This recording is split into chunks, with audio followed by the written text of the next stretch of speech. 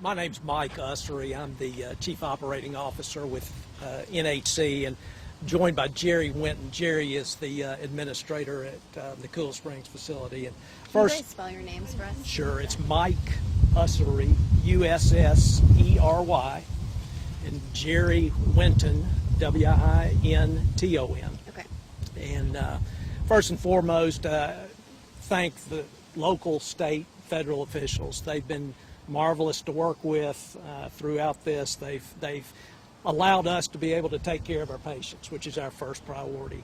And I applaud in equal amount our employees. The officer mentioned as soon as the device was found, they implemented the plan we have in place for this sort of a situation. The first thing that they did was move patients that would have been most immediately impacted by what at that time they didn't know was a real explosive device. But I can't say enough thank you to the partners, as we call our employees, for what they've done to really move, as the officer said, about 60 patients out of their normal rooms to different parts of the building. And they've continued to be served and taken care of just as well, albeit in a little bit different locale. So I want to thank all those folks. But again, thanks to the officers for all they've done. It's been tremendous to work with them in a situation none of us wants to deal with. Tell us the process of moving those 60 patients. Like, what has to go into that? Well, the first thing that occurred was before the officers even arrived, before any of the authorities arrived, our staff has a plan to follow. And the first thing is to move the patients out of the patient rooms that would have been in the area most closely adjacent to where that car was parked. So they moved those patients as an intermediate step out of their rooms into the corridors. Then the next step was, once we knew it was going to be necessary to move them, the patients were moved to some of the dining rooms and the larger congregation areas within the facility so that their needs could be met. They could, receive the meals. Lunch, as you would imagine, was served outside of their rooms, and so that they could be served and their needs met that way. Tell us about the mood that was, what it was like inside. Tremendously calm. The patients really, other than being in different surroundings, there was absolute calm. I got, I think, to the building, about 11 or 11:15, and everybody's very calm. The staff was handling things very well and interacting with the patients in the way that we would all hope. What was the process like with family communication during this morning? We obviously, as the media became aware of some of these events, we got phone calls and really kind of walked them through what we just described to you.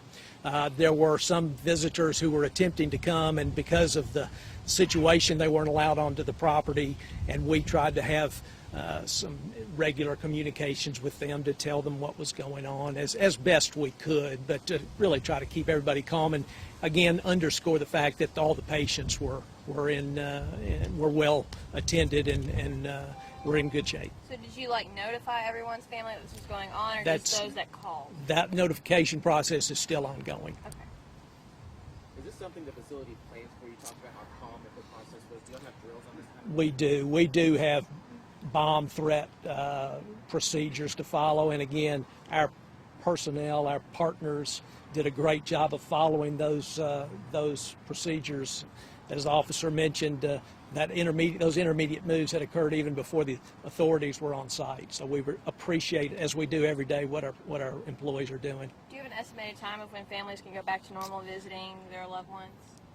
I do not know that. The officer may be able to speak to that. I know they're in the process right now of making sure all the patients are relocated back to their rooms. We've got Deputy Chief Todd Horton from Franklin Fire Department, who was instrumental in helping to coordinate fire department resources that were obviously needed for this situation. Good morning or afternoon.